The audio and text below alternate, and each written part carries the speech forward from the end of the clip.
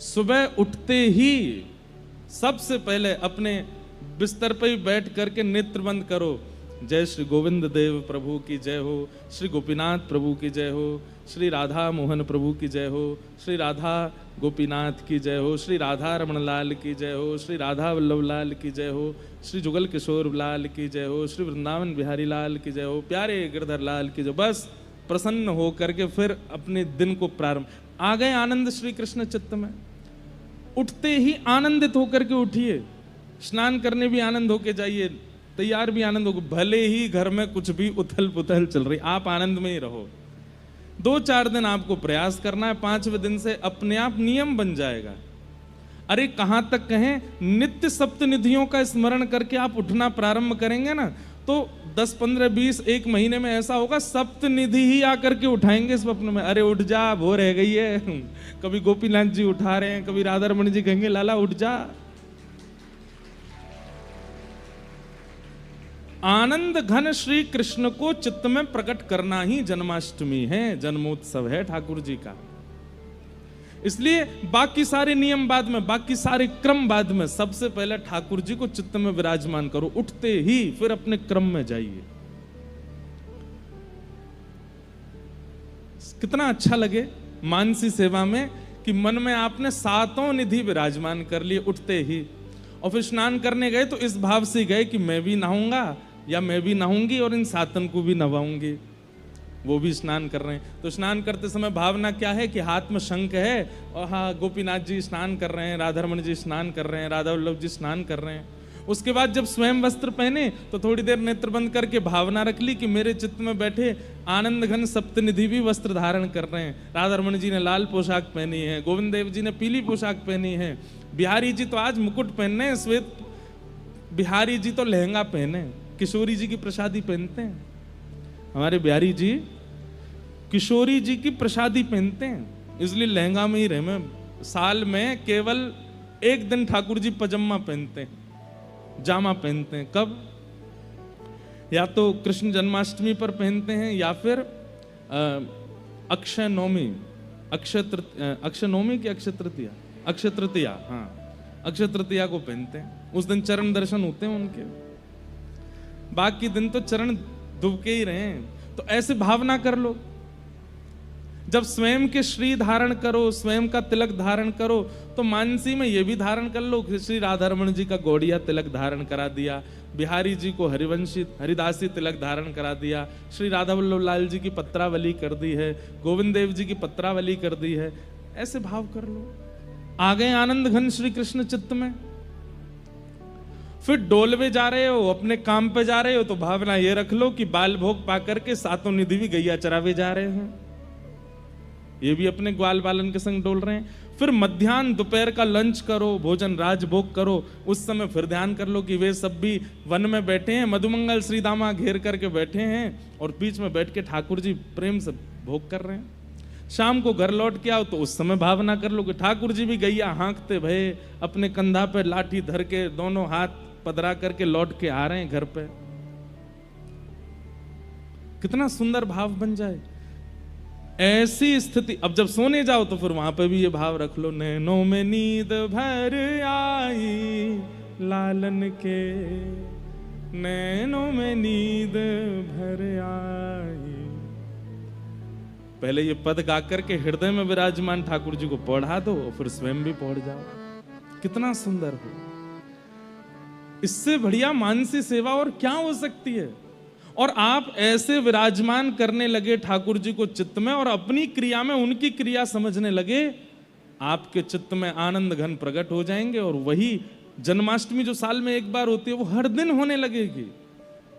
फिर बिना क्रीम के ही ग्लो करेगा ये चेहरा, बिना किसी भी क्या बोलते हैं उसको प्रकार के व्यंजन करने से, बहुविधान करने से आकर्षण आ जाएगा चेहरे में। आपकी इच्छा नहीं होगी कि ग्लो आवे, आकर्षण आवे, लोग अपने आप आकर्षित होंगे। और आकर्षित भी काम से नहीं, क्रोध से नहीं, लोभ से नहीं, भक्ति से होंगे। इसलिए केवल दीक्षा लेना, केवल शरणागति लेना, केवल माला हाथ में अपने कल्याण के लिए नहीं है ये। चित्त में ठाकुर जी को धारण कर करके स्वयं भी प्रसन्न रहिए और जिन जिन से भी मिलो उनको भी वो आपसे कहने लग जाएं कि आपको देख करके बड़ी पॉजिटिव वाइब्स आती है, हमको आपको देख के बड़ी सकारात्मकता अनुभव होती है। बस समझ जाओ कि हाँ, मैं नहीं दिख रहा हूं इनको, लाल जी दिख रहे हैं भीतर बैठे हुए, वही आकर्षण कर रहे हैं। ये सब भावना आचार्य चरणों की रही है, ये सब भावना पूर्व भक्तों की रही है, इसलिए उनकी हर दिन जन्माष्टमी थी। लेकिन हमारी एक ही होती है साल में, और कथा सुनने वालों की हफ्ता में एक होती है।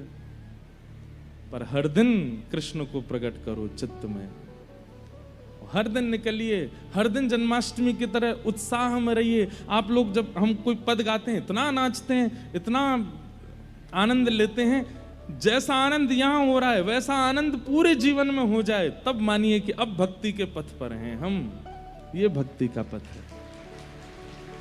हम तो कह रहे हैं यहां से घर भी कूदते कूदते ही जाया करो जय राधे राधे, ऐसे ही जाया करो कूदते को, बस में, रिक्शा में, मेट्रो में। मेट्रो वाले कहेंगे भाई कहाँ के वृंदावन के बंदर आ गए दिल्ली में एक बात और, सिगरेट पीने वाले को खुले में पीने में शर्म नहीं आती, मद्यपान करने वाले, भक्ष खाने वालों को खुले में सब करने में शर्म नहीं आती। और अब तो हमारी महान दिल्ली में प्रिया प्रियतमों को खुले में मिलने में बिल्कुल भी लज्जा नहीं होती। तिलक लगाने में इतनी लज्जा क्यों? ये वैष्णवों को लज्जा क्यों आती है वैष्णवता धारण करने में? जो ये सब व्यसनी क्रम करते हैं उनको बिल्कुल भय नहीं लगता कि लोग हमको टोकेंगे, फिर वैष्णवों को भय क्यों लग जाता है? अभी एक भैया, अभी यहाँ नामकरण कर रहे थे सबका, तो एक भैया नहीं आए तिलक लगा के, तो पंडित जी टोके, आपने तिलक नहीं लगाया, दीक्षा हो गई। ऑफिस से आया अभी, तो क्यों ऑफिस में क्यों नहीं लगा के गए? ज्यादा ही टोका टाकी होती है, आपको उससे पीड़ा होती है। तो श्री संग ही रखो, जब लगे कि अब बस निकले हैं ऑफिस से कॉलेज, तुरंत लगा लीजिए, बिना तिलक के रहे नहीं। ये तिलक नहीं है, ये स्वयं श्री जी हैं, स्वयं किशोरी जी हैं। अब आप किशोरी जी को चित्त में तो बुलाना चाहते हैं, किशोरी जी की आराधना तो करना चाहते हैं, पर उनको धारण करने में आपको लज्जा, ये तिलक स्वरूप मान करके धारण मत कीजिए इसको। ये स्वयं किशोरी जी हैं, इनको श्री कहा जाता है। हमारे गौड़िया वैष्णव धारण करते हैं, वो तुलसी धारण करते हैं ठाकुर जी के चरणों के साथ। अब भगवान के चरण धारण करने में लज्जा, तो फिर भक्ति क्यों कर रहे हैं हम? ये भैया ये सब नंदोत्सव के प्रतीक हैं। तिलक धारण करना, हृदय में मानसी में श्री ठाकुर जी की सेवा करना, नित्य भगवान नाम में रमित रहना, जीवन की कैसी भी परिस्थिति आ जाए आप प्रसन्न ही हो ऐसे रहना, ये सब नंदोत्सव के प्रतीक हैं। ऐसे रहिए। ये नंदोत्सव एक ही दिन नहीं होना चाहिए, हर दिन होना चाहिए। हो गई हर दिन जन्माष्टमी। और जन्माष्टमी का अभिप्राय ही क्या है? हर दिन हृदय में आनंद का प्रादुर्भाव होना। और क्षमा कीजिएगा, आलू पराठा खाने से आनंद नहीं आता, सुख मिलता है। हमारे पूज्य पिताजी कहते हैं, लोग कहते हैं रसगुल्ला खाया आनंद आ गया, आनंद नहीं आया। वो रसगुल्ला खाने से सुख मिलता है, कचौड़ी खाने से सुख मिलता है, छोले भटूरे खाने से सुख मिलता है। उसको सुख क्यों कहते हैं? क्योंकि उसकी एक मात्रा है, उसके अधिक सेवन से आपको सुख नहीं मिलेगा। एक सीमित है, सीमित से ज्यादा जैसे ही आप उसका उपभोग करोगे तो वही वस्तु आपको कष्ट देने लगेगी। और जिस वस्तु से कभी ना कभी कष्ट मिलेगा वो आनंद नहीं हो सकती। ध्यान से सुनिएगा, जिस वस्तु से कभी ना कभी कष्ट मिल सकता है वो आनंद नहीं हो सकती।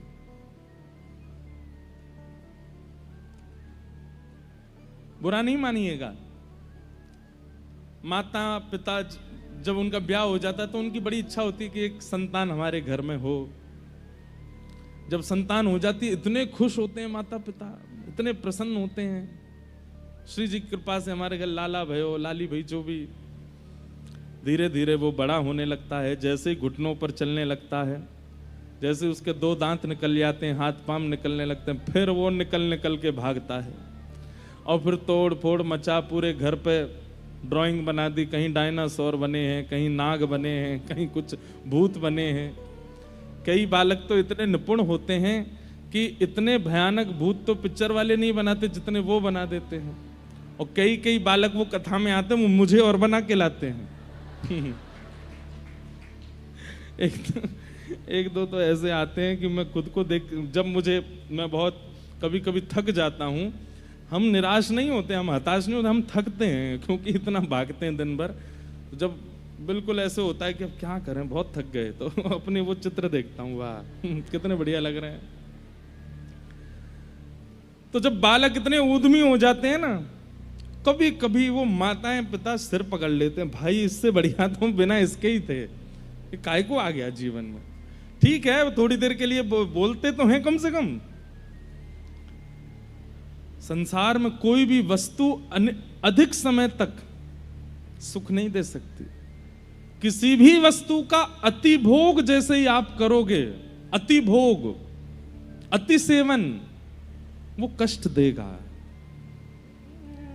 लेकिन ठाकुर जी की संबंधी भी किसी भी वस्तु का भी अति सेवन कष्ट नहीं दे सकता। कई लोग मुझे लिख के देते हैं, महाराज जी आप कथा में ये मत बोला कीजिए कि 4 दिन हो गए कथा को, क्योंकि हमें फिर पता चलता है 3 दिन रह गए, वो इतने कष्टदायी लगता है कि अब 3 ही दिन रह गए। अब पीड़ा की प्रकार, कईयों को नहीं हो रहा होगा, कईयों को कोई फर्क नहीं पड़ रहा है, ठीक है यार बोलते रहते हैं, हम तो केवल आमंत्रण पे आए, हमारे परिवार वालों ने बुलाया तो आ गए, हमको क्या, तुम आज जाओ कल चले जाओ। पर कईयों की स्थिति, और हम बता दें कि परसों कथा पूरी होनी है और उसके बाद 2 साल तो दिल्ली में कथा नहीं है। कितनी पीड़ादायी लगती है ये बात, आपको भी लगती है, हमें भी लगती है कि इतने वैष्णव, जबकि हमारी तो कथा है ही है सब जगह, पर लगता है, हृदय में चुभता है। हमारे गिरधर लाल जी का उत्सव होता है, हर साल होता है, लेकिन उत्सव का विश्राम दिवस, जबकि इतने थके होते हैं 7 दिन के, लेकिन विश्राम दिवस पर लगता अब 1 साल बाद उत्सव होगा।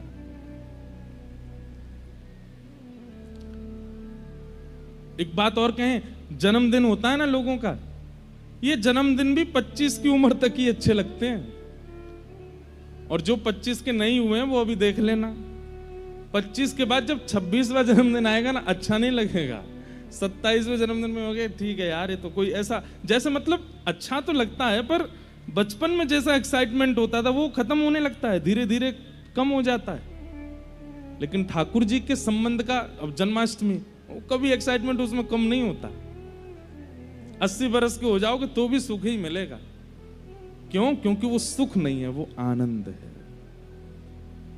जिसका अति सेवन पीड़ा ना देता हो, वो श्री कृष्ण है। ऐसे श्री कृष्ण नंद भवन में आज प्रकट हुए हैं। नंदस्त्वात्मज उत्पन्ने जाता ह्लादो महामना आहूय विप्रान् वेदज्ञान स्नातः सुचिरलंकृतः वाचयित्वा स्वस्तेनं जातकर्मात्मजस्य वै कारयामास विधिवत् पितृदेवार्चनं तथा। नंद जी के घर लाला भयो है, और कैसो लाला भयो है, अब सोचिए, सुनिएगा, ये ब्रज की लीला है। ब्रजवासियों ने, एक तो होता है कि आपने बालक का दर्शन किया, बालक को देख लिया और उसकी सुंदरता देख करके आप आनंदित हो गए, पर यहां ब्रज में स्थिति ऐसी हो रही है, सब लोग इधर देखो, ध्यान से सुनो, जिसके कान में ये स्वर पड़ता है ना कि नंद जी के लाला भयो है, तो उसके नेत्र अपने आप बंद हो जाते हैं और उसको घर बैठे बैठे ही ठाकुर जी की झांकी दिखने लगती है। उसको वही अनुभव होने लगता है, आहा ऐसे नील वर्ण की कांति होगी, गोल मटोल से गाल होंगे, कमल जैसे नेत्र होंगे, मधुर मधुर हाथ होंगे, और वो वही नृत्य करने लगता है। ऐसी स्थिति बन गई। बंधुओं एक बात बताएं आपको, संसार के किसी भी व्यक्ति को बिना देखे आप उसकी व्याख्या सुनकर के उसकी मूर्ति चित्त में नहीं बना सकते। एकमात्र श्री कृष्ण हैं जिनकी व्याख्या उनकी प्रतिमा को प्रकट कर देती है, जिनकी व्याख्या, जिनका कथन उनके रूप का लावण्य प्रकट कर देता है। एकमात्र कृष्ण ही है। और ये अनुभव करके देख लीजिएगा, कोई घर में विवाह का संबंध आवे, आप बिना फोटो देके पूछो लड़का कैसा है, उसके ऐसे सुनहरे बाल हैं, 6 फीट की हाइट है, ऐसे उसके हाथ हैं, ऐसे उसके पैर हैं, आप स्वरूप बना ही नहीं पाओगे। लेकिन आपने श्री कृष्ण को नहीं देखा है और कोई व्याख्या कर दे, व्याख्या सुनते ही आपके चित्त में अपने आप स्वरूप प्रकट होने लगेगा। ये क्वालिटी केवल श्री कृष्ण की और किसी में नहीं है। वंशी विभूषित करा नवनीर दाभात, पीतांबरारुण बिंब फलाधरोष्ठात्, पूर्णेन्दु सुंदर मुखारविंद नेत्रात्, कृष्णात् परम किमपि तत्त्वमहं न जाने। वंशी विभूषित करा, बोले कैसे हैं श्री कृष्ण, जिनके कर में यानी कि हाथ में वंशी विभूषित होती है, सुशोभित होती है। पीतांबर धारण करते हैं, नवनील दाभात, उनका श्रीअंग कैसा है, बोले जैसे कोई नीला गहरा पानी हो ऐसा रंग है ठाकुर जी का। उसके ऊपर पीतांबरी पहनते हैं, और ठाकुर जी की पीतांबरी कैसी है, हमारे श्री ठाकुर जी पीले वस्त्र पहनते हैं, लेकिन पीले भी झीने पहनते हैं। ध्यान से सुनिएगा, शीतकाल में ठाकुर जी सर्दियों में मोटे कपड़े पहनते हैं, पर ग्रीष्म काल में ठाकुर जी झीने वस्त्र पहनते हैं। झीने मतलब कि भीतर की जो श्याम वर्ण कांति है वो बाहर दिखती है ठाकुर जी की, ऐसे वस्त्र पहनते हैं। पीतांबरा अरुण बिंब फलाधरोष्ठात्, उनका मुखमंडल कैसा है, बोले एक कमल की जैसी आकृति मुखमंडल, सब कमल जैसा ही है ठाकुर जी का। अद्भुत सुंदर ठाकुर जी के ओष्ठ हैं। ठाकुर जी के होठ कैसे हैं, जैसे एक धनुष की आकृति होती है ना, सुंदर धनुष की आकृति, बीच से ये जाते हैं ऐसे, और फिर नीचे से जो उसका जो प्रत्यंचा होती है उसको थोड़ा सा खींचा जाए तो ठाकुर जी के होठ प्रकट हो जाएंगे, ऐसे होठ हैं।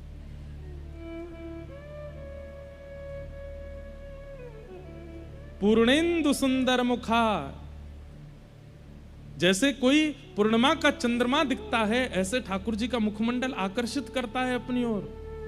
अरविंद नेत्रात्, ठाकुर जी के जो नेत्र का अंतिम छोर है वो बहुत लंबे तक जाता है। कई लोगों में भी आपको देखने का मिलेगा कि उनके नेत्रों का जो अंतिम छोर है वो थोड़ा पीछे तक जाता है। आप लोग मत करना, नहीं तो पड़ोसियों की तरह लगोगे। वो वाला ये पीछे नहीं, एक और होता है कि मोटे नेत्र हैं पर ये अंतिम छोर काफी बड़ा पीछे तक जाता है, ऐसे नेत्र ठाकुर जी के हैं। इसलिए ठाकुर जी की जो ये काली माँ है ना बीच की, ये जब ऐसे तिरछे देखते हैं हम यहीं तक देख सकते हैं, पर ठाकुर जी यहां तक भी देख लेते हैं, वो ऐसे घूम जाती है। उसी को तो कहते कटाक्ष नेत्र। जादू भरी तेरी आंखें जिधर गई, नैनों की कटारी वारी वारी छुई मुई छतियां से तर गई। ऐसे ठाकुर जी के नेत्र हैं। कहां तक वर्णन करें, अभी तो जन्म भयो लाला को। जन्म लेता बालक, बुरा नहीं मानिएगा, इतना ज्यादा सुंदर नहीं लगता, ऐसा लगता है चूहा का सा बालक, छोटा सा। उसकी मुखाकृति कैसे, छोटे से हाथ होते हैं, छोटा सा मुख होता है। अभी कोई पूछे किस पे गया है, लोग बाग बोलते हैं, घर के लोगों के तो बड़े अद्भुत आनंद होते हैं, अरे ये तो मुंह पे गया, फूफा जी आएंगे दूर के, कभी आए ही नहीं घर पे, ये तो मेरे जैसा लग रहा है। मामा कहेंगे नहीं नहीं मामा पे गया है, सब पे गया है वो बालक, किसी के जैसा नहीं होता वो। लेकिन जन्मजात बालक इतना आकर्षक होता है, ठीक है, उसके प्रति ममत्व बोलता है। धीमे धीमे वो बालक अच्छा लगने लगता है। 8-9 महीने का, 6-7 महीने का जब हो जाता है, थोड़े गाल फूल जाए, गदमदरा से हाथ है जाए, नेत्र वेत्र घुमावे, तब पता चलता है किस पे गया। पर ठाकुर जी जन्म लेते ही इतने आकर्षक लग रहे हैं। वर्णन आता है कि यशोदा मैया ने कितने दिनों तक तो ठाकुर जी को ऐसे ही रखा, बस स्वयं देखती हैं और फिर ढक लेती हैं, फिर स्वयं देखती हैं फिर ढक ले, जैसे कोई बहुत महंगा रत्न, कोई अत्यंत लोभमयी माता उसको छुपा करके रखती है, किसी की दृष्टि पड़ ना जाए इस पर। ऐसी स्थिति यशोदा मैया की है। वो नील मणि को ऐसे छुपा करके रखती हैं कि कोई देख ना ले मेरे लाला को। अरे कहां तक है, नंद बाबा को भी दिन भर में 4 बार हाथ जोड़ने पड़े, नेक तो दिखाई दे यशोदा, तो यशोदा मैया यूं दिखाती हैं फिर रख लेती हैं, ऐसे हृदय से लगा के घूमते, मेरो नीलमणि, मेरो नीलमणि है, अरे ये तो मेरो नीलमणि है। गोपियां आती हैं, अत्यंत समीप की सखियां आती हैं, मैया हमें तो दिखाओ, तो मैया नीचे से वस्त्र हटा देती, लो चरण ही देख लो, और चरण ही इतने सुंदर हैं ठाकुर जी के, वो चरणों में ही निहाल हो जाती हैं। चरण इतने सुंदर हैं तो मुखमंडल कैसे होए को लाला को। अद्भुत है। मैं वर्णन करता रहूंगा और आप सुनते रहेंगे, ना आप कुछ पाओगे ना मैं कुछ दे पाऊंगा। यही तो श्री कृष्ण है।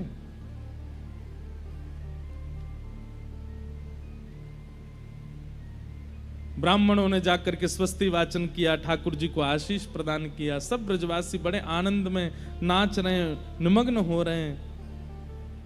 6 महीने तक नंदोत्सव ऐसे चलता रहा जैसे रात भर ही चला हो।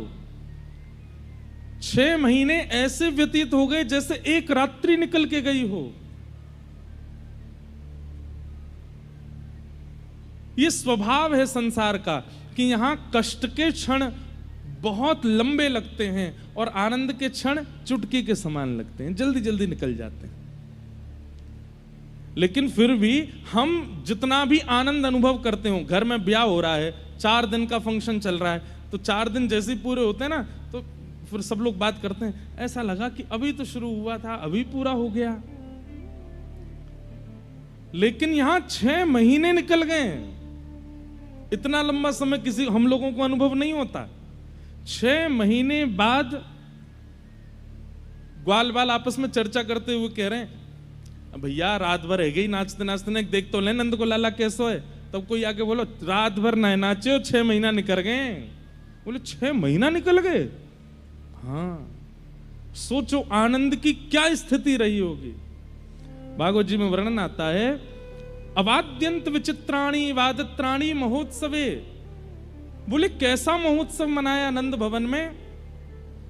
पहली बात तो कोई भी बुरा नहीं मान रहा है, किसी के ऊपर चढ़ रहे हैं, किसी के वस्त्र फाड़ रहे हैं, किसी को उठा के फेंक रहे हैं, किसी के ऊपर नाच रहे हैं, कोई बुरा नहीं मान रहा है, सबको सुख ही मिल रहा है। कोई किसी और के साथ में जैसे आनंद की चरम स्थिति होती है कि दूसरे को परेशान करो, लेकिन यहां परेशान होने वाला भी कह रहा, अरे तो जितनो है सके कल ले भैया, नंद जी के लाला भयो तो कू बधाई।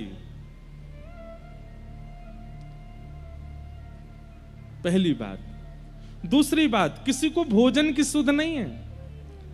इन 6 महीनों में ब्रजवासियों ने क्या खाया ये उनको खुद नहीं पता।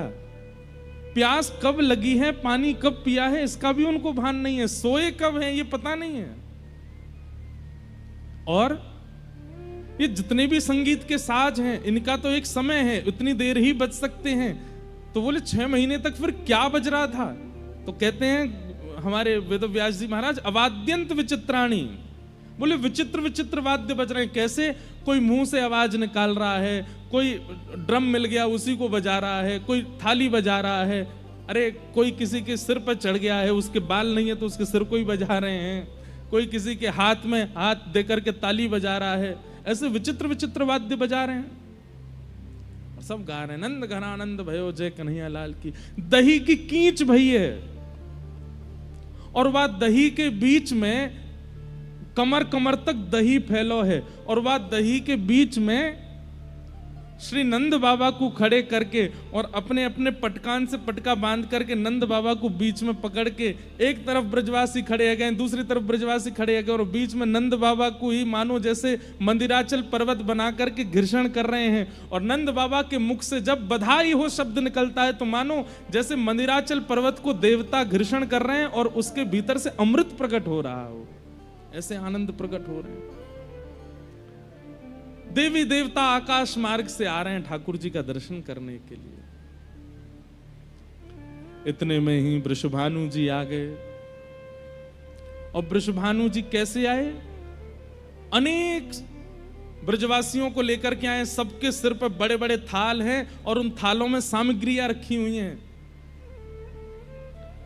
वृषभानु जी और नंद बाबा जब अपने युवा काल में जमुना जी में स्नान करते थे तो हाथ पकड़ के डुबकी लगाते और मनोकामना मांगते, हमारी गैया स्वस्थ है जाएं, हमारी गैयान को सब मंगल है जाए, ब्रजवासी सब मंगल में है जाएं, हे यमुना मैया आप सदा यूं ही ब्रज में बहती रहो।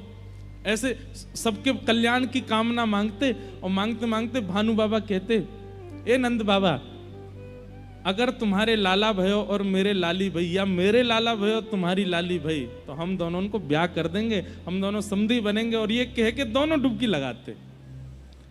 आज जब नंद बाबा के लाला भयो तो ब्रज में दो पक्ष हैं।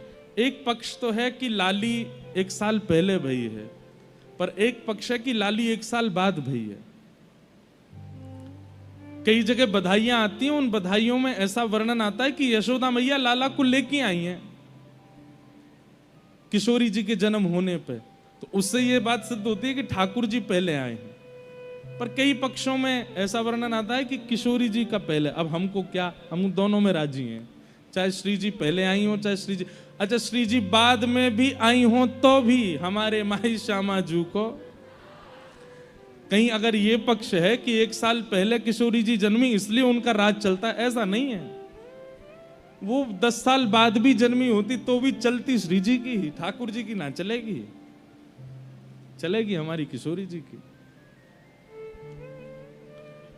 तो कहते हैं कि वृषभानु बाबा की अभी लाली भई नहीं है और भानु बाबा खूब सारी बधाई लेकर के आए। नंद बाबा बोले, अरे भैया, अरे मेरे मित्र परम सखा आए हैं, भानु बाबा आप बधाई लेके आए हो। भानु बाबा बोले, बधाई बधाई ना लेके आयो मैं तो, बोले टीको करवे आया हूं लाला को, सगाई पक्की करवे आया हूं। जन्म लेते ही ठाकुर जी की सगाई हो गई।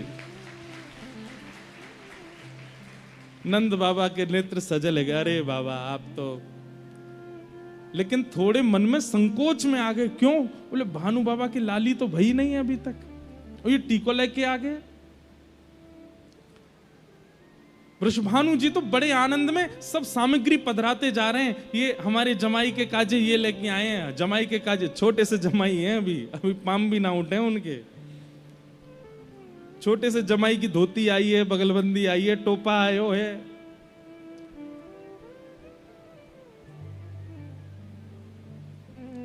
हमारे ब्रज में गाते हैं, नंद महर घर धोटा जायो। ये देखो कुछ लोगों को पता है, मैं कहूंगा नंद महर घर धोटा जायो, आपको कहनो बरसाने से टीको आयो। टीको तिलक आयो ठाकुर जी को। नंद महर घर धोटा जायो, बरसाने ते टीको आयो। नंद महर घर धोटा जायो, बरसाने ते टीको आयो। नंद महर घर धोटा जायो, बरसाने ते टीको आयो। हे नंद महर घर लाला आयो, बरसाने ते टीको आयो। हे नंद महर घर धोटा जायो, बरसाने ते टीको आयो। श्री नंद महर घर धोटा जायो। बरसाने ते टीको आयो। ऐसे सब गाने लगे। बोले नंद महर घर लाला आयो, बरसाने से टीको आयो। टीको आयो ठाकुर जी के काज। नंद बाबा बड़े प्रसन्न हैं, लेकिन बड़े संकोच में कि लाली तो भई नहीं है, पहले ही टीको कर रहे हैं। तो बड़े संकोच में नंद बाबा ने धीमे से पूछा, भानु बाबा एक बात करनी है। बोले कहा? बोले आप ये सब टीको लेके आए हैं, लाला को तिलक कर रहे हैं, लाला को सुंदर स्वर्ण के आभूषण पहना रहे हैं, हाथ पावन में कड़ूला पहना रहे हैं, अपने जमाई मान के उनके चरण छू रहे हैं, लेकिन बहू को तो जन्म भयो ही ना है अभी तक। बिना बहू के आपने जमाई पक्को कर लियो, खुद सास ससुर बन गए। बुरा मत मानियो, मैं जानू आपको कष्ट होगा अगर मैं ऐसा कहूंगा तो, लेकिन लाली तो भई नहीं अभी तक। भानु बाबा बोले, ए नंद बाबा, हमको ऐसी उड़ती उड़ती खबर लगी है कि तुम्हारो लाला जो है साक्षात नारायण ही आयो है, और नारायण को यदि हम तिलक कर जाएंगे, नारायण तो परब्रह्म है, परब्रह्म तुम्हारो लाला नहीं है लेकिन परब्रह्म समान है ना, अगर हम परब्रह्म समान को तिलक कर जाएंगे, पहले ही सास ससुर की पदवी पर आ जाएंगे, तो फिर परब्रह्म को सोच करके अपनी बहू हमारे यहाँ भेजनी पड़ेगी, हमारे हम पहले ही तिलक कर रहे हैं। लाली ना है भाई, लेकिन टीको करके जाएंगे तो लाली को आनो पड़ेगा। और हम बताएं आपको एक बात, नंद बाबू बोले कहा, बोले आपके यहाँ लाला है वे ते हमारे बरसाने में इतना आनंद है क्योंकि हम अब पक्को कर गए हैं कि हमारे यहाँ लाली ही आवेगी, क्योंकि ये तो निश्चित हो लाली आपके यहाँ आती तो लाला हमारे यहाँ आतो, लेकिन लाला आपके यहाँ आए हो तो निश्चित है कि लाली हमारे यहाँ ही आवेगी। ये बड़ी अंतरंग चर्चाएं हैं हमारे ब्रज के भाव की। और फिर एक साल बाद जब किशोरी जी का प्रादुर्भाव हुआ तो यशोदा मैया गई और अपनी गोद में ऐसे लाला को किनारे पर दबाए के लेके गई हैं। ठाकुर जी अपने जन्म के समय टीके में जो वस्त्र आए थे वही पहन के गए, पीली बगलबंदी, पीली धोती, गले में बगनखा, कानन में कुंडल, बढ़िया सुंदर तिलक। लाला जैसे बाहर आए तो यूं लग रही 1 साल को दुल्हा जा रहा है, अभी अभी बहू को जन्म भयो है, मुंह दिखाई कहवे जा रही है। आहा, वहां किशोरी जी पलना में है, पूरे बरसाने में उत्सव है रो है। और जैसे ही नंद बाबा यशोदा मैया पहुंची, सब लाली को देख देख करके महाराज रतन लुटा रहे हैं। अच्छा एक बात और बताएं, बरसाने को उत्सव देख करके नंद और यशोदा आपस में चर्चा कर रहे हैं, बोले हमारे लाला को उत्सव 6 महीना तक चलते रहो। रास्ता में पहले तो चर्चा हेती आ रही कि हमारे जैसा उत्सव ना करेंगे वृषभानु जी, लेकिन जैसे ही बरसानो आने वालों है, दूरते ही चंदन की सुगंधी आ रही है, केसर की सुगंधी आ रही है, इत्र की सुगंधी आ रही है। नंद बाबा कह रहे हैं अरे भैया इतनी सुंदर सुगंधी कहां से आ रही है? बोले कि बरसाने तैयार। अरे बरसाने तो अभी बहुत दूर है, तो सोच लो किलोमीटर दूर तक तो सुगंधी आ रही है, तो उत्सव कैसे है होगा?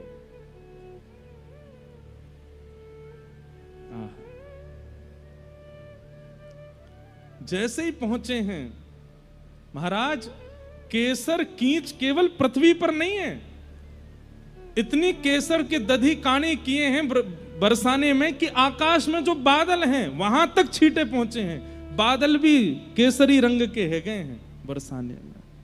देख करके नंद बाबा आश्चर्यचकित है गए, ऐसा उत्सव कभी सुना नहीं, कभी देखा नहीं। नंद बाबा यशोदा मैया तो बोले हमारो उत्सव तो कछु ना भय हो जैसो इनको है रो है। लाली के प्रकट को यशोदा मैया ने जैसे ही लाली निहारी हैं पलना में, जितने रत्न लेके आई, जितने स्वर्ण चांदी आदि सब लेकर के आई लाली को देवे के काजे, वो सब तो फीके लगन लगे। सब सखियां लाला के दें, लो मैया अर्पण कर दो। अरे रहन दे, ये या के लायक ना है, अरे या की उपमा के आगे फीके हैं, इनको किनारे कर दे, ये सब या के योग्य हैं ही नहीं। जबकि यशोदा मैया कोई सामान्य रत्न लेकर के नहीं आई हैं, लेकिन किशोरी जी की मुखाकृति के आगे सब फीके लगन लगे। यशोदा मैया बोली मुंह पे तो कुछ है ही ना कि मैं लाली को दे सकूं, तभी दृष्टि पड़ी, और दृष्टि ना पड़ी होगी तो बगल में बैठे लाला नोच गए होंगे, मुंह तो देख लो, मैं तो रत्न हूं। यशोदा मैया की दृष्टि पड़ी, हम भाई जी है मेरे हृदय को रत्न, तो लाला लेकर के किशोरी जी पे 8 बार वार करके लाला ही अर्पित कर दिए किशोरी जी के चरणन में। बोले यही है इनको।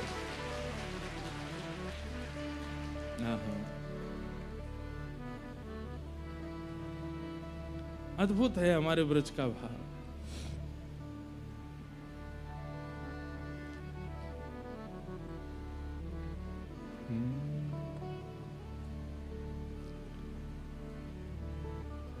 अब दोनों युगल मिले तो एक पद तो गा ही दें कोई।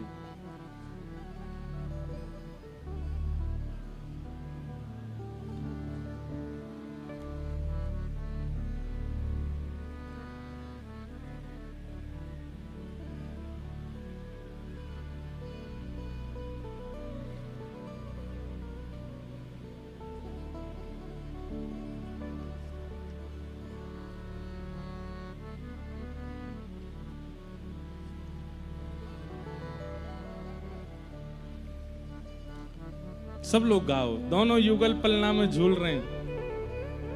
बसो मोरे नैनन में यह जोड़ी, बसो मोरे। सब लोग गाइए, ऊंचे स्वर में गाओ। बसो मोरे नैनन में यह जोड़ी, बसो मेरे नैनन में यह जोड़ी। सुंदर श्याम कमल दल लोचन, सुंदर श्याम कमल दल लोचन।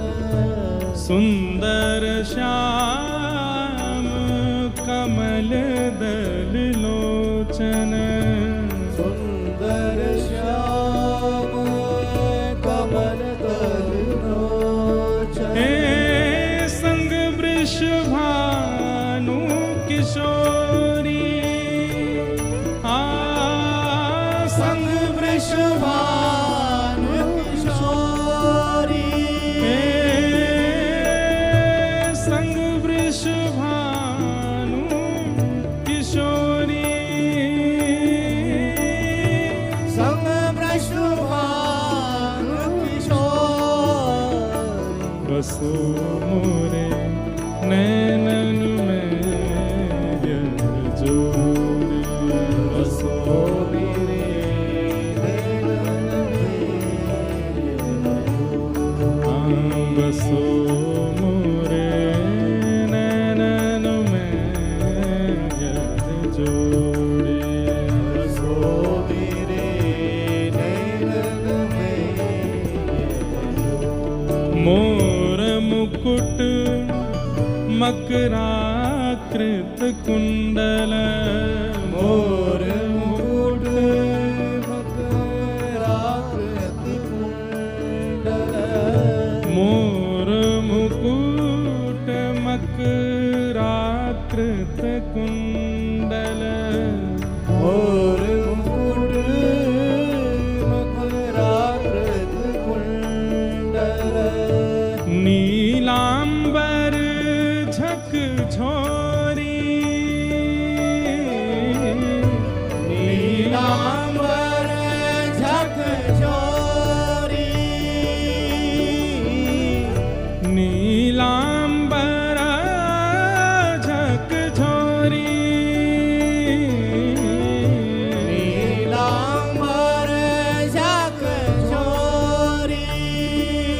ओ सूरदास प्रभु तुमरे दरस को, सूरदास प्रभु तुम्हारे दर्श को।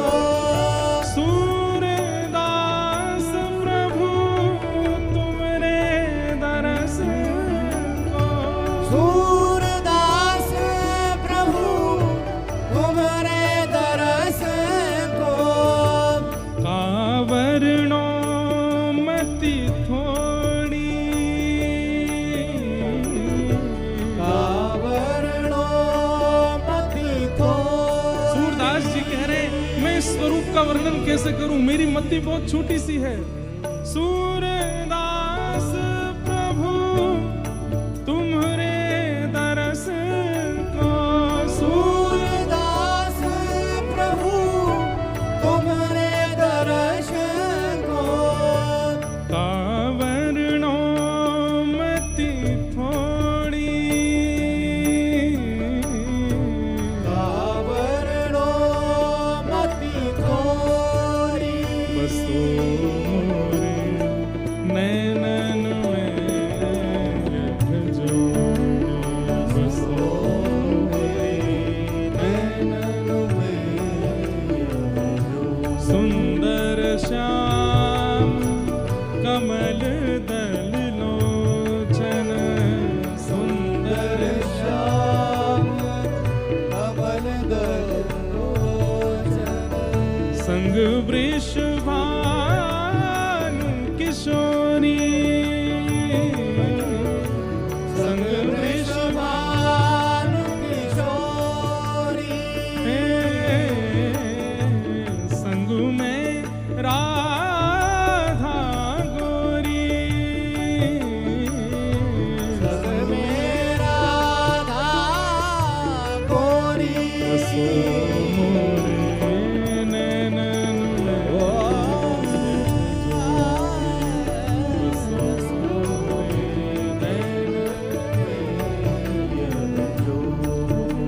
बसो मोरे नैनन में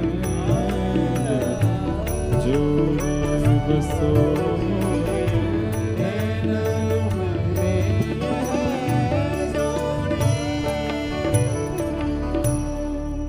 ऐसे दोनों युगल मिले हैं और पहली बार सब ब्रजवासी इनको पलना में दर्शन भये युगल के। जिनके घर युगल उपासना है, कई बार ऐसा देखने को होता है कि जन्माष्टमी पर ठाकुर जी को पलना झुला देते हैं, किशोरी जी अकेली खड़ी हैं कुंज में। नहीं, आप युगल उपासक हैं तो दोनों उनको पलना झुलाओ, दोनों उनको अभिषेक करो, दोनों उनको संग झूला, राधाष्टमी पर भी और जन्माष्टमी पर भी। आपके यहाँ युगल विराज रहे हैं तो ये दोनों एकाकार रूप ही हैं। हमारे तो युगल एक है गए तो श्रीनाथ जी हैं, बाम अंग किशोरी जी हैं, दाएं अंग ठाकुर जी हैं, तो दोनों भाव से ठाकुर जी विराजते हैं। इस बार लाल जी का विवाह उत्सव है हमारे लाला को, जनवरी में हमारे लाला को ब्याह है रोए। तो हमने आचार्य चरणों से आज्ञा ली, श्री जी का स्वरूप पधराएं या चित्रपट की सब जैसी आज्ञा करें, या फिर वृंदावन में जैसे गादी जी विराजमान है ना श्री जी की, ऐसी गादी जी विराजमान करें। तो आचार्य चरणों ने कहा ये भेद दृष्टि मत लाइए, श्री गिरधर लाल जी का जो बाम अंग है वो श्री जी ही हैं, तो आप अलग से श्री जी क्यों विराजो, ये एक ही रूप है। और हमने कही फिर ब्याह कैसे होएगा, ये अकेलो दुल्हा डोलेगो पूरे मंडप में। तो उन्होंने इतनी सुंदर युक्ति बताई कि 15 को ठाकुर जी का 15 जनवरी को ब्याह है और 14 जनवरी को ठाकुर जी का जन्मोत्सव है। कितनी प्यारी युक्ति है, सुनिए। वैसे तो ये हमें बतानी नहीं थी, वहां करना ही था, लेकिन बता देते हैं। तो आचार्य चरणों ने आज्ञा की कि 14 तारीख को जो ठाकुर जी का जन्मोत्सव होता है उसमें हर वर्ष पलना में गिरधर लाल जी मुकुट और जामा आदि पहन करके विराजते हैं। इस बार की जो ठाकुर जी का जन्मोत्सव होगा उसमें श्री गिरधर लाल जी श्री जी के रूप में विराजें और चुनरी ओढ़ के। तो रहस्य समझे आप, 5 दिन का उत्सव है इस बार, 7 दिन का नहीं है। 11, 12, 13, 14, 15 को विवाह विदाई हो जाएगी। तो अर्थ ये लगाया आचार्य चरणों ने कि बहू रानी जो हैं उनका दर्शन 14 तारीख को ही होगा। बस 14 को लाल जी नहीं, बहू के ही दर्शन होंगे, श्री जी के ही दर्शन होंगे। और 15 को फिर बहू रानी तो घूंघट में है, फिर लाला दुल्हा ही दिखेगा। बस ये भाव है। तो 14 तारीख को पलना में इस बार गिरधर लाल जी श्री जी बन के विराजेंगे। हमारे लाल जी के बहुत सुंदर सुंदर चित्र हैं, श्री जी बनते हैं राधाष्टमी पे। और परंपरा भी है, नाथ द्वार में श्यामा सखी का श्रृंगार धारण करते हैं श्री श्रीनाथ जी, श्यामा सखी बन के जाते हैं किशोरी जी के दर्शन करने के लिए। तो ऐसे भाव हैं।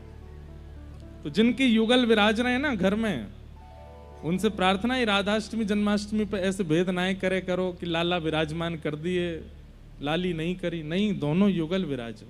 और तब ये पद गाना सूरदास जी का, बसो मोरे नैनन में यह जोड़ी।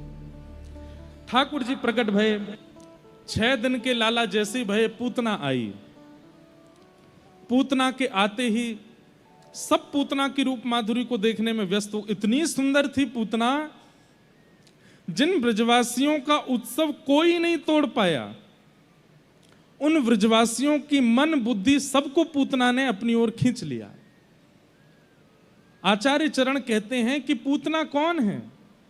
भक्ति में आने वाले जितने भी विविधान आपको अपनी ओर आकर्षित करते हैं वो सब पूतना है। आप नाम जप कर रहे हैं और नाम जप में बैठे और नाम जप करते करते कोई ऐसी स्थिति जो नाम जप से आपके ध्यान को भंग कर रही है, उस समय उस स्थिति को पूतना ही मानना चाहिए। वो स्थिति चाहे जितनी जरूरी हो, जितनी सुंदर हो, जितनी आकर्षक हो, आपको नाम नहीं छोड़ना है। यही पूतना उद्धार का उद्देश्य है। समझ में आ रही है बात? पूतना कौन है? कथा सुन रहे हैं और बड़े आनंद के साथ सुन रहे हैं, प्रसन्न मुद्रा में सुन रहे हैं, अचानक कोई बहुत जरूरी फोन आ गया। और उस फोन को देख करके एक होता है emergency call, emergency call Putana नहीं है, इमरजेंसी तो भाई कोई घटना हो गई या कुछ हो गया तो जाना ही है, पर सामान्य सी कोई कॉल आई है जिसके कारण आप कथा छोड़ के जा रहे हैं, वो पूतना है। जो भी भगवत मिलन में बीच में बाधा रूप बना करके आती है वही पूतना है। सब ब्रजवासी गा रहे हैं नंद घन आनंद भयो जय कन्हैया लाल की, इतने में ही पूतना आई तो ब्रजवासी नाचते नाचते एक बार देखते हैं उसकी ओर और देख करके देखते रहे, अरे सुन सुन सुन, या देख कितनी सुंदर, अरे या के नेत्रन को देखियो, अब नेत्र छोड़ तो या की चाल तो देखियो, अरे या के वस्त्र, केवल पुरुष ही नहीं गोपियां, ब्रज की जितनी गोपियां थी वे भी पूतना को देख करके आनंदित हो रही, अरे देखियो री कितनी सुंदर, हमने तो ऐसी देखी ना, जन कहां ते आ गई है। एक गोपी बोली मैं तो आगे बगलते ही आई हूं, ऐसी सुगंधी आ रही है वहां में थे जैसे जाने कोई अप्सराई आई हो स्वर्ग लोक ते। सब आकर्षित हो गए, अब सबका कीर्तन छूट गया, सबका उत्सव छूट गया, सब केवल पूतना को देख रहे हैं, सब उसके ऊपर मोहित हो रहे हैं।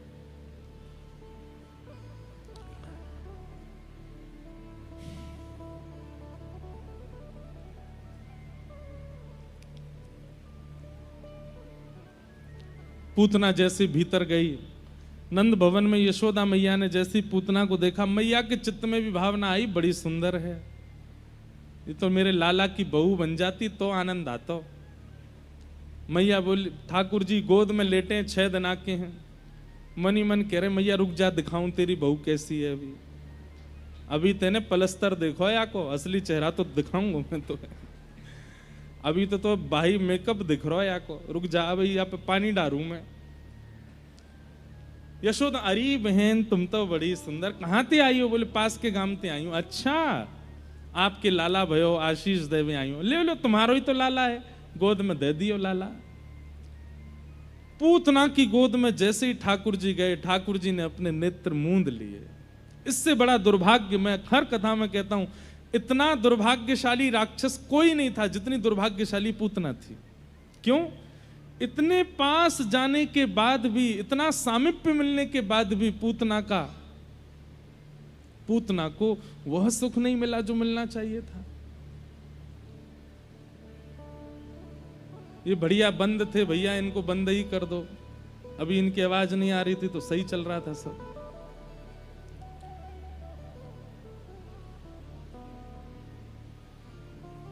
इसे ही कहते हैं पूतना। बढ़िया ध्यान लग रहा कथा में और किसी आवाज से ध्यान चला जाए,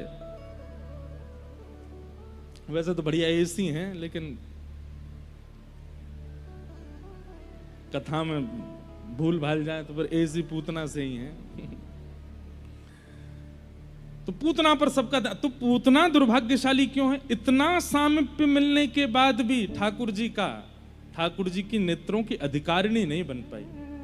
पहले दिन मैंने कथा में कहा था कि हरि के प्रिय बनना ही हमारे जीवन का कल्याण है, और पूतना अपने कल्याण से वंचित हो गई, अपना कल्याण नहीं करवा पाई। जिसको देख करके सब रीझ गए लेकिन हरि नहीं रीझे। भैया हम आज चौथे दिन 5वें दिन फिर से निवेदन कर रहे हैं, अपनी संपूर्ण क्रिया इस विचारधारा से कीजिए कि वो हरि को भाए, वो हरि को सुहाए। यही जीवन का कल्याण है कि आप हरिप्रिय बन जाओ। पूतना श्रृंगार करके आइए, रूप बना करके आइए, सुंदरी बन के आइए। उसका उद्देश्य क्या था? कि ब्रजवासी मुझ पर मोहित हो जाएं, यशोदा मैया मुझ पर मोहित हो जाएं, ये सब मेरे रूप को देख करके इतना विश्वास कर बैठे मुझ पे कि मुझे कोई रोके ना, सब मुझे आगे तक ले जाएं। उसके श्रृंगार का उद्देश्य कृष्ण प्रसन्नता नहीं है, उसके श्रृंगार का उद्देश्य लोक रंजन है, सबको रिझाना है। बुरा नहीं मानिएगा, मैं आजकल जो आप श्रृंगार करते हैं उस पर मेरी टिप्पणी नहीं है, आप श्रृंगार कीजिए, पर मैं जो भाव कह रहा हूं वो मानसिक स्थिति का है। मन का श्रृंगार ऐसा होना चाहिए, बाह्य श्रृंगार तो कुछ भी करो आप, मन का श्रृंगार ऐसा होना चाहिए, आपका स्वभाव का श्रृंगार, बुद्धि का श्रृंगार ऐसा होना चाहिए कि वो राधा रमण जी को भा जाए, प्रियालाल जी को भा जाए।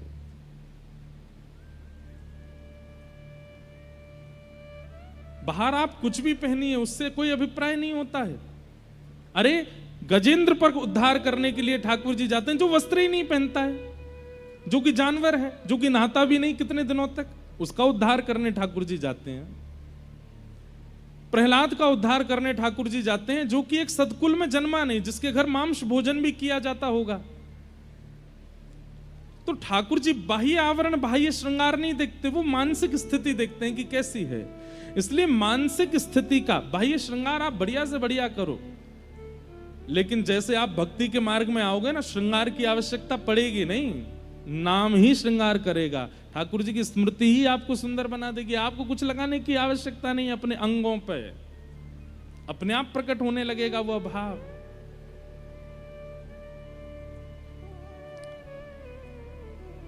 पूतना हृदय से राक्षसी है, पर सबको क्या दिखा दे आइए कि मैं तो लाला को आशीष देवे आई हूं, मैं तो यशोदा के लाला को सुख देवे आई हूं। यही ठाकुर जी को प्रिय नहीं है। जैसे ही ठाकुर जी के समीप गई, भगवान ने नेत्र बंद कर लिए।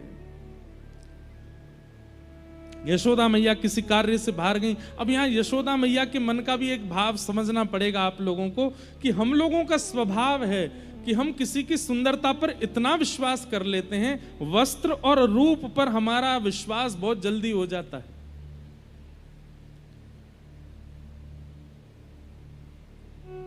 यदि सुंदर रूप ही विश्वास के पात्र होते तो श्याम सुंदर गोरे होते, सांवले नहीं। श्री कृष्ण कृष्ण बनकर के ये बात बता रहे हैं कि भैया समाज के लोगों ने हमारी ओर देखो, हम श्याम वर्ण के हैं, हम कृष्ण हैं। इस बात से ठाकुर जी आपको ये प्रत्युत्तर दे रहे हैं, ये प्रमाणित कर रहे हैं कि सुंदरता देख करके विश्वास मत कीजिएगा। यदि रूप ही सुंदर होना, रंग ही सुंदर होना विश्वास का प्रतीक होता तो हम भी गोरे बन के आते, हम श्याम बन के आए। ये बहुत बड़ा संदेश दे रहे हैं ठाकुर जी हम सबको। इसलिए भैया रूप पे बहुत जल्दी आकृष्ट मत हुआ करो।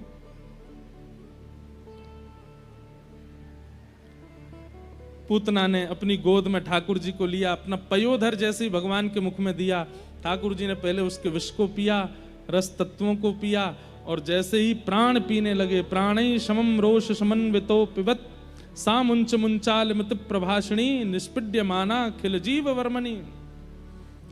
प्राण पीने जैसे ही प्रारंभ किए, पूतना अपने वास्तविक रूप में आने लगी। और जैसे ही पूतना अपने वास्तविक रूप में आई तो कहते हैं ठाकुर जी ने नेत्रों से हाथ हटा के नेत्र खोल के देख भी लिया, अब असली रूप में हैं। हम जैसे हैं वैसे ठाकुर जी को प्रिय हैं। किसी के अंदर काम भावना, किसी के अंदर क्रोध भावना, किसी के अंदर लोभ भावना है, छुपा करके ठाकुर जी के सन्मुख जाने की आवश्यकता नहीं है, बल्कि वहां जाकर के तो कहिए कि नाथ हम ऐसे हैं। ठाकुर जी को वो प्रिय लगता है कि कोई व्यक्ति स्वीकार्य करके आता है कि वो दोष युक्त है। एक कथा सुनिए। श्रीमद् वल्लभाचार्य जी के वंश में गुसाई श्री विठलनाथ जी, उनके पुत्र हुए श्री गोकुलनाथ जी। तो गोकुलनाथ जी रोज दीक्षा देते थे, ब्रह्म संबंध देते थे। दीक्षा देते समय उनका एक अद्भुत क्रिया करते थे। दीक्षा देने से पहले जो व्यक्ति सामने आता था उससे एक प्रश्न करते थे, क्या तुम्हारी संसार में कहीं आसक्ति है?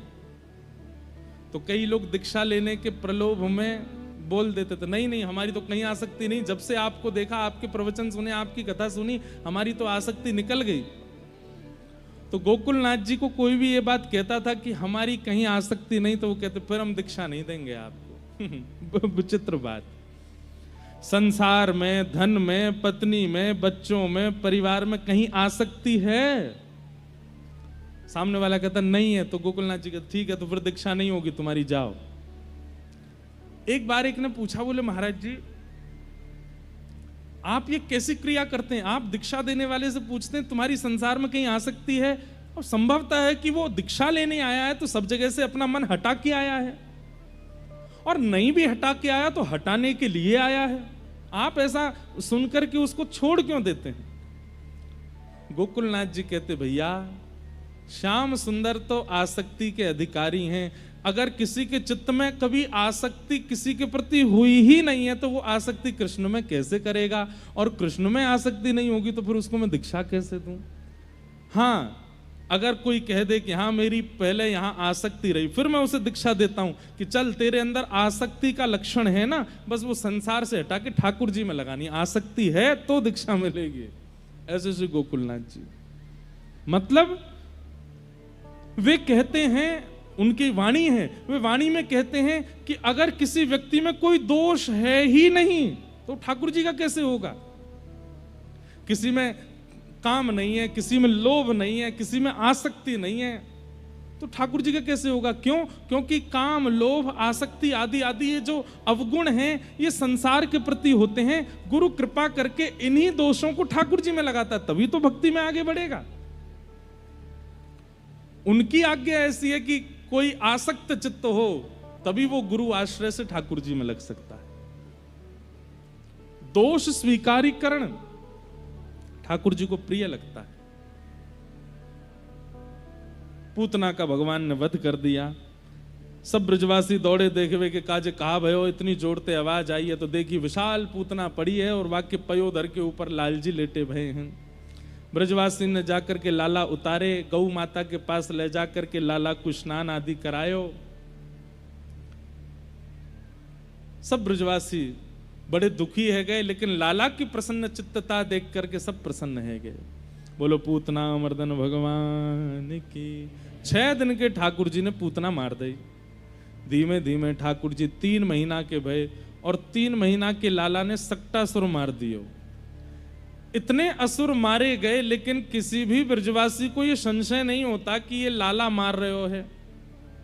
सब ब्रजवासी आपस में कहा चर्चा करें, अरे नंद बाबा ने इतने यज्ञ किए, इतने अनुष्ठान किए, इतने आशीर्वादन के बाद लाला भयो है। वो सब आशीर्वाद यज्ञ अनुष्ठान लाला के चारों तरफ घूमते घूमते या की रक्षा करें। कोई भी अला बला राक्षस जैसे ही लाला को स्पर्श करवे आवे तो वो यज्ञ अनुष्ठान आशीर्वाद के प्रभाव से नष्ट हो जाए। लाला थोड़ी कर पा रहे हो कछु। हाँ, यहीं से निकल जाओ, यहीं से आ जाओ। जय।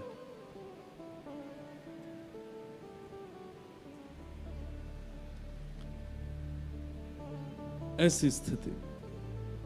एक बात हम आपको बताएं, एक बार वृंदावन के एक संत हमको एक बहुत अच्छी बात बता रहे थे कि भैया दिव्य भक्तगण, दिव्य संतजन, दिव्य दिव्य भगवान के अनुयायी वे आकाश में भ्रमण करते रहते हैं और प्रतीक्षा करते हैं कि कोई ऐसे माता पिता हमको दिखें जिनका जीवन शुद्ध हो, जिनके विचार शुद्ध हो, जिनका आचरण शुद्ध हो, ताकि हम उनके घर जन्म लेवें। इसीलिए किसी भी घर में अगर कोई भक्त जन्म लेता है तो निश्चित है या तो मां या फिर पिताजी, उनके चित्त में ऐसी भक्ति होगी, ऐसी निर्मलता होगी, तभी उनके घर एक परम वैष्णव का जन्म हुआ है।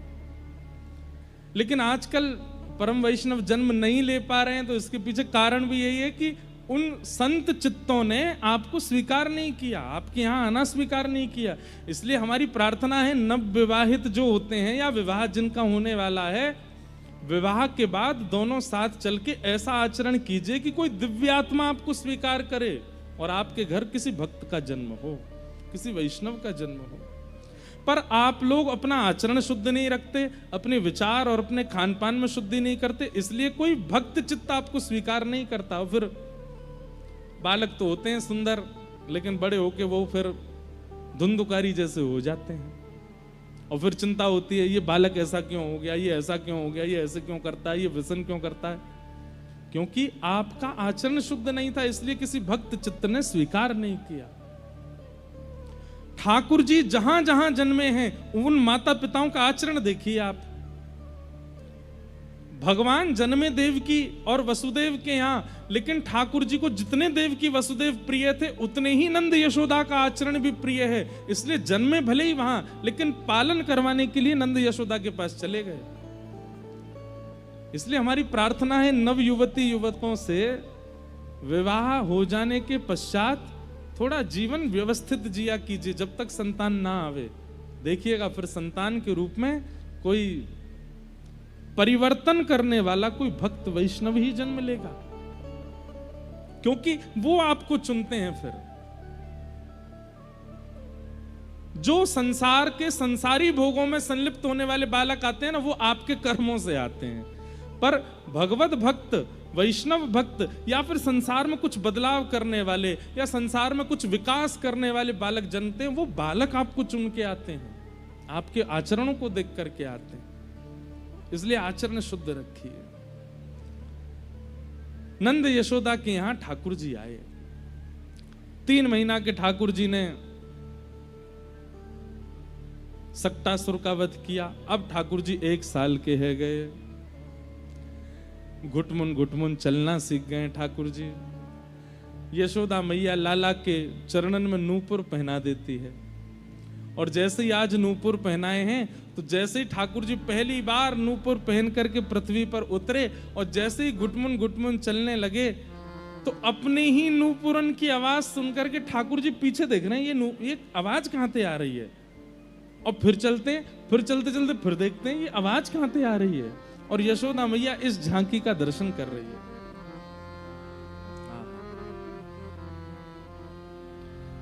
हमारे सूरदास जी का एक बहुत सुंदर पद है। ठाकुर जी जब बोलना सीख गए, एक नया गुण है ठाकुर जी का। नहीं, ये पद नहीं है, दूसरा है।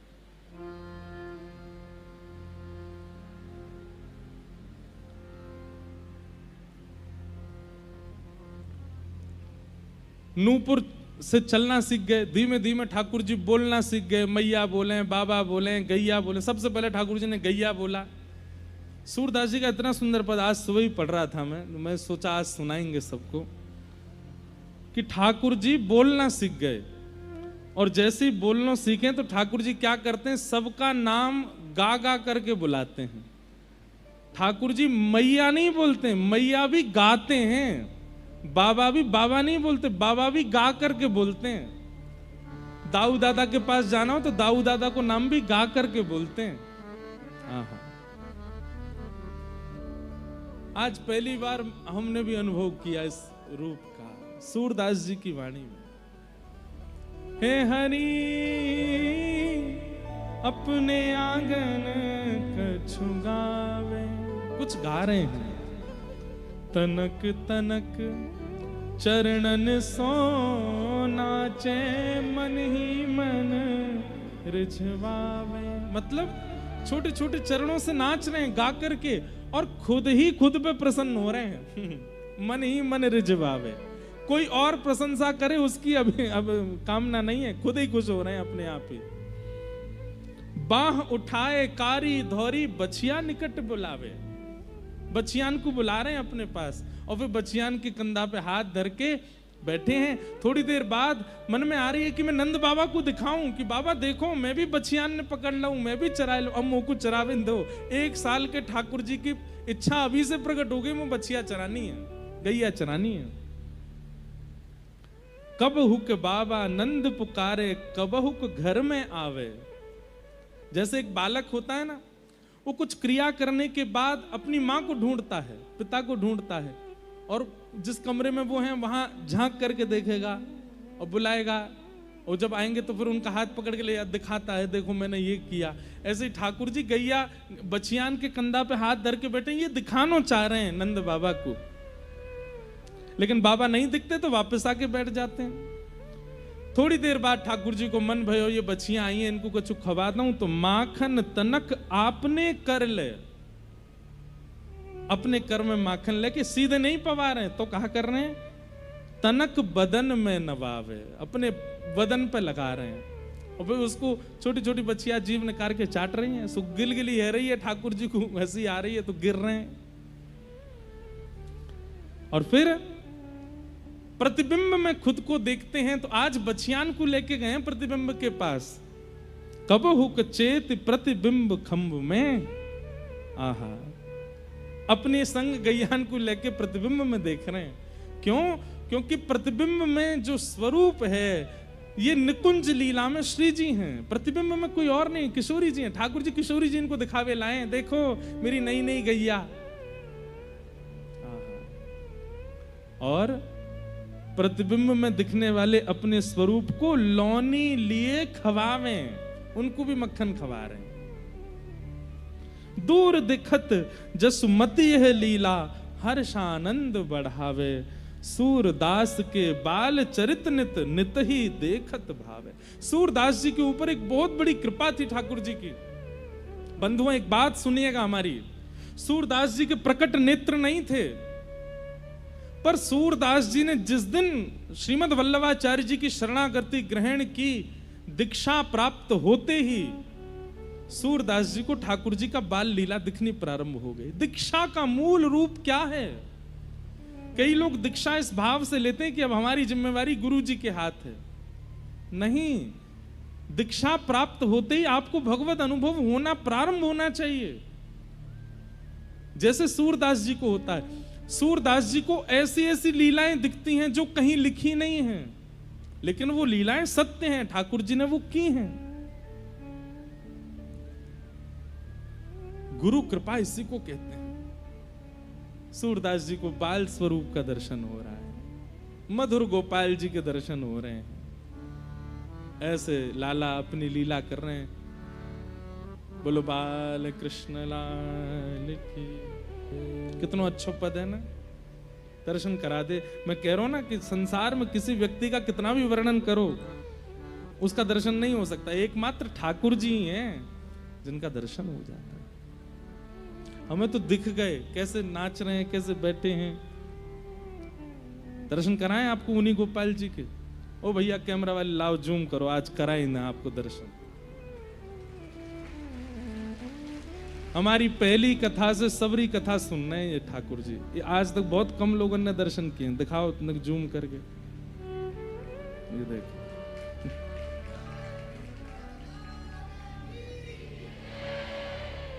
कैसे नीले से ठाकुर जी, ये यशोदा के लाला। अच्छा, आप लोग चाहे उबासी लो, आप लोग चाहे फोन पे बात करो, चाहे सुनो मत सुनो, पर ये ऐसे मुस्कुरा के सुनते रहते हैं, पूरी कथा ऐसे सुनते रहते हैं। आज हमने पहली बार दर्शन कराए इनके कथा में, हर कथा में विराजते।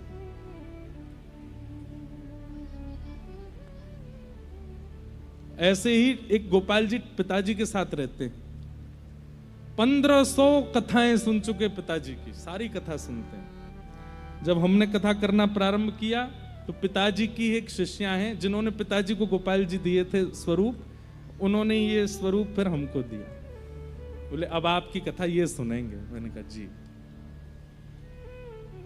तो जब भी बाल लीला का वर्णन आता है तो इनकी 2 दतुइयां दिखती हैं और नंग धरंग हैं, वस्त्र नहीं पहन रखे इनने। आज हरी देखे नंगम नंगा, केवल मोतीन से ढके हुए हैं और कुछ नहीं। ऐसे ही गोपाल जी। कृष्ण अद्भुत हैं बंधुओं, वो सबके समझ में, सबके चित्त में आने वाले नहीं हैं, और अगर आ जाएं तो जाने वाले नहीं। सूरदास जी पर कितनी कृपा है, कैसी कैसी लीलाएं दिखती हैं सूरदास जी को। ठाकुर जी 1 साल के हो गए, नेक चलन लगे हैं, नेक नेक तुतला के बोलन लगे हैं। जब बालक बोलना सीखता है तो कई बार माता पिता तो स्पष्ट बोलता है, लेकिन बाकी बातें उल्टी सीधी बोलता है। ऐसे ठाकुर जी भी बोलते हैं। सब आनंद में हैं। तभी गर्गाचार्य जी महाराज आए।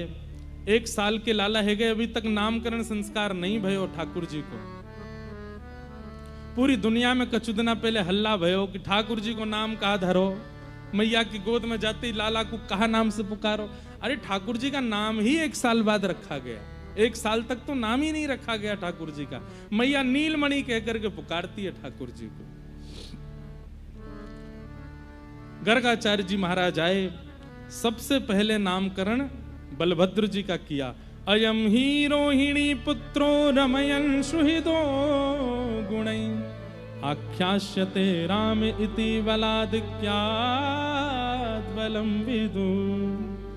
आपके इस बालक का नाम मैं बलराम रखता हूं। राम रखा वैसे तो नाम, लेकिन बल की अधिकता होने के कारण इसको सब बलराम कह करके पुकारेंगे। वास्तव में बलराम जी का असली नाम राम है, राम ही नाम है। जो सबके हृदय में रमण करे वो राम, पर बल की अधिकता के कारण बलराम। छोटे लाला पे जैसे ही दृष्टि पड़ी गर्गाचार्य जी की दृष्टि, गर्गाचार्य जी हैं, उनके नेत्रों से सब दिख जाता है। जैसे ही लाला को देखा, देखते ही उनको तो शंख चक्र गदा पद्मधारी शेष नाग पर बैठे नारायण दिख गए। उनकी तो आंखें खुली रह गई, मुंह खुला रह गया। बोले ये कोई बालक नहीं है, ये तो परमात्मा है। तुरंत ठाकुर जी ने एक झलक दिखा करके इशारा किया, बताना नहीं मैया को हम कौन हैं।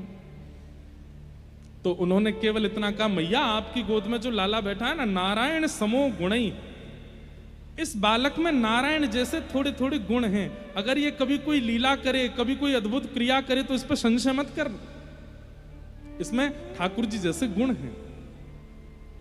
मैया ने तुरंत कान पकड़ो, दोबारा बोलियो कहा या मैं, नहीं नहीं मैया आपका लाला है। बोले हाँ, ये भगवान भगवान मत बनाओ या, अभी ते मेरो लाला ही है ये,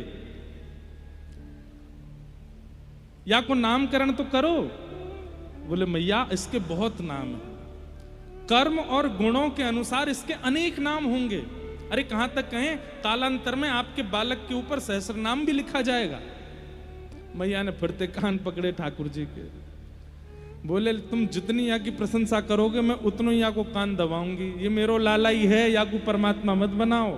हाँ मैया नहीं बनेंगे, एक ही नाम, एक नाम धरो लाला को। बोले मैया आसन वर्णास्त्रयो यास्य गुह्यतो नुयुगम तनु शुक्ले रक्तस तथा पीत इदानीम कृष्णताम गतः। आपका ये बालक कभी श्वेत वर्ण का था, कभी पीत वर्ण का था, कभी रक्त वर्ण का था। श्वेत वर्ण कौन है? भगवान का हंसा अवतार। पीत वर्ण के कौन है? ठाकुर जी का नृसिंह अवतार। ठाकुर जी पीत वर्ण के आए। रक्त वर्ण कौन है? परशुराम अवतार। वो 24 घंटा क्रोध में ही रहते, लाल ही बने रहते, रक्त वर्ण। आपका बालक इस बार कृष्ण वर्ण में आया। कृष्ण माने श्याम वर्ण में आया है, इसलिए मैं इसका नाम कृष्ण रखता हूं। बोलो बाल कृष्ण लाल की। गर्गाचार्य जी ने नामकरण कर दिया और लाला को नाम है गयो कृष्ण।